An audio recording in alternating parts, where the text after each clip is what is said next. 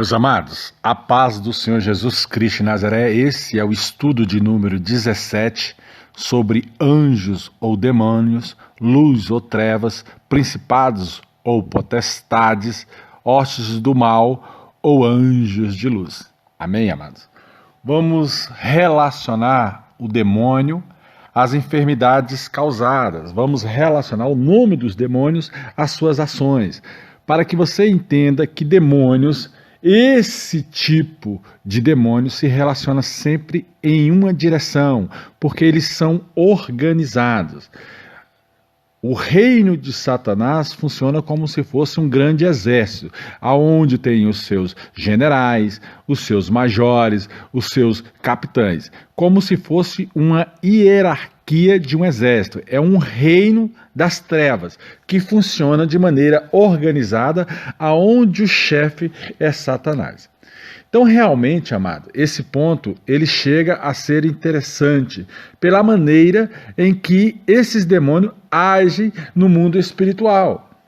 Essa relação de grandes enfermidades com nomes de demônios, de ataques epiléticos, de febres, de outras situações, de setas, de acidente, tem relação com demônios. Por quê? Porque ele é o príncipe deste mundo, é o Deus deste século. Satanás nasceu para atrapalhar os filhos de Deus ou aqueles que estão no mundo a não vencerem. A Bíblia fala que Jesus venceu o mundo e nós venceríamos também. Então, o espírito dos demônios, eles têm as suas ações, são calculados, eles são metódicos naquilo que fazem. Na Igreja Católica há um grande exemplo, que ali há fenômenos sobrenaturais e igualmente curiosos, já que os seus adeptos, ou aqueles que frequentam os templos católicos, têm ali os seus nomes também ligados a ações de demônios. Correto? E nós vamos explicar direitinho isso pelo poder do nome de Jesus Cristo de Nazaré. Por que dentro da Igreja Católica? Porque na Igreja Católica tem a idolatria, e idolatria é abominável ao Senhor. Muitas pessoas de fé, muita gente de boa fé dentro da Igreja Católica, mas que estão enganados porque servem a criatura, mas não serve o Criador. Ou seja, criam a imagem com as próprias mãos, tem olho, mas não vê, tem boca, mas não fala, tem ouvido, mas não ouve, tem pé, mas não anda, tem mãos, mas não apalpam, mas são criados pelas próprias mãos. E ali eles dão o nome que quer aquela imagem, ajoelha e adora. Ou seja, deixa de adorar a Deus para adorar as imagens de escultura.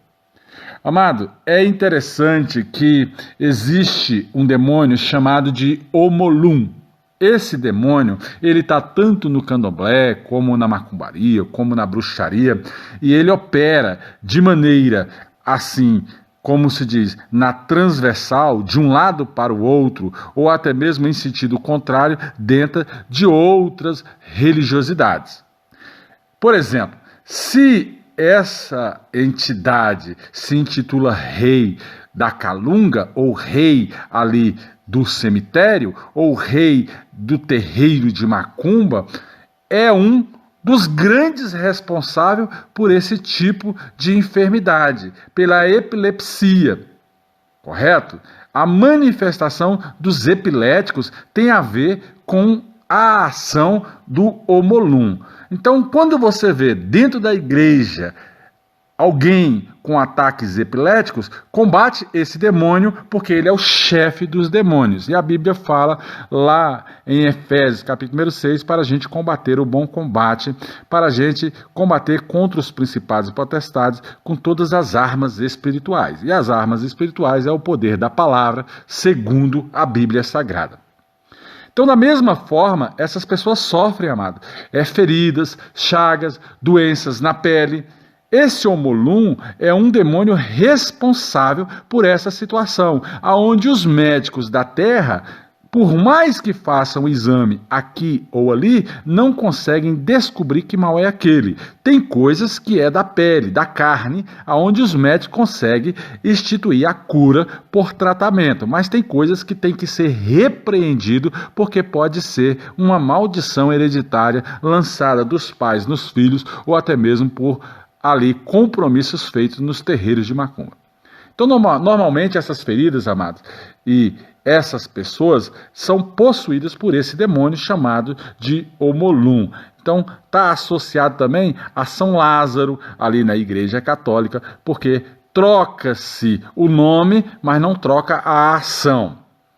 Já, amado, em nome de Jesus Cristo de Nazaré, durante muitos anos, temos orado por este ou por aquele, até mesmo viciados, pessoas que estão envolvidas nas bebidas, pessoas que estão envolvidas no cigarro, pessoas que estão envolvidas em jogo, pessoas que, na sua maioria, são responsáveis pela sua própria ruína, porque procuram essas coisas. Então, esse Exu são chamados de Zé Pilintra, Malandrinho.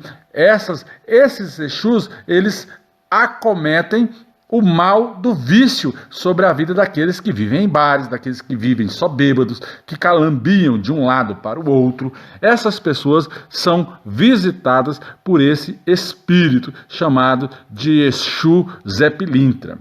Correto?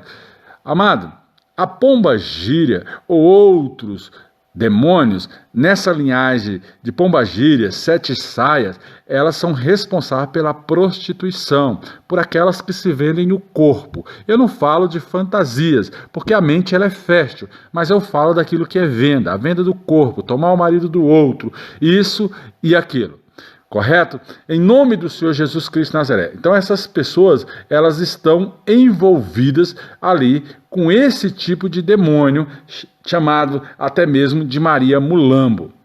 Então, nos casos em que essas pessoas estão perdendo tudo e caindo em desgraça, elas estão ali envolvidas com o Exu do Lodo, com o Exu da Vala. São nomes intitulados dentro do candomblé e pessoas pagam para ações desses demônios acontecer na vida de outras pessoas. Então, os espíritos malignos, eles estão por toda parte. E a boca fala do que o coração está cheio. Então, pela boca, o ser humano dá legalidade para esses demônios agir no mundo espiritual. Então, eles não têm corpo, não têm tamanho, mas, entretanto, eles vivem no corpo humano daqueles que dão a legalidade. Exemplo, a Bíblia fala que Jesus, ao bater o pé ali bater o pé em uma região de Gadara, veio o endemoniado e falou: Jesus, filho do Deus Altíssimo, que queres tu conosco? E ele falou assim: olha, não é hora que eu seja revelado. Então manda a gente sair que a gente entra naquele porco. Então, o demônio, ele fica tanto no corpo humano, como ele fica também nos animais. Cuidado, porque demônio, ele só quer uma vida para ele possuir e fazer as suas arruaças e conduzir ali o seu ministério demoníaco. Então, os espíritos, amados, fazem essas coisas ou aquilo, mas eles não podem fazer se não tiver em um corpo. Então, eles possuindo um corpo, eles conseguem trazer ali a situação à baila. Possuindo o corpo, ele tem o controle do corpo, do controle do sexo, das finanças, ele tem o controle das doenças, das enfermidades, mas eles vão se apoderando aos poucos das pessoas que dão legalidade e jogando pessoas em misérias, famílias em desgraça, por geração a geração. Há muitos casos, amados, de pessoas que creem no Senhor Jesus, estão dentro da casa do Senhor, mas não são libertas, porque não houve autoridade pastoral para descobrir aonde está o mal.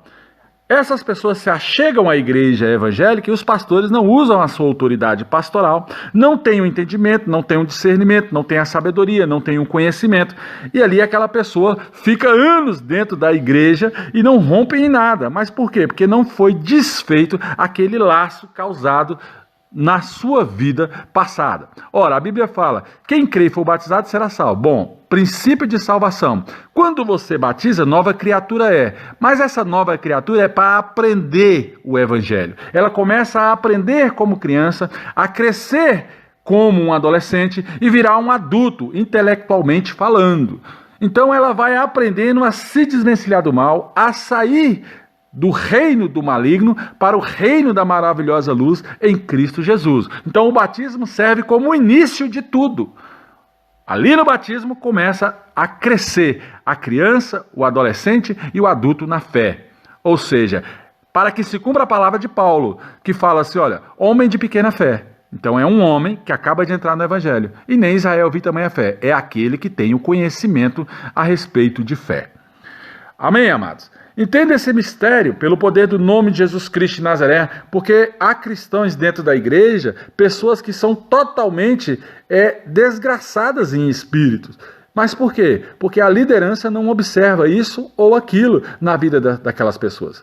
Então essas pessoas se achegam à igreja e ficam anos ali como cristão e não tem uma direção pastoral para romper nisso ou naquilo, para ser curado nisso ou naquilo. Amém, meus amados? Vamos entender princípio pastoral, princípio ali de como repreender uma enfermidade, isso ou aquilo na vida das pessoas. A graça e a paz, meus amados. Graça e paz em nome de Jesus.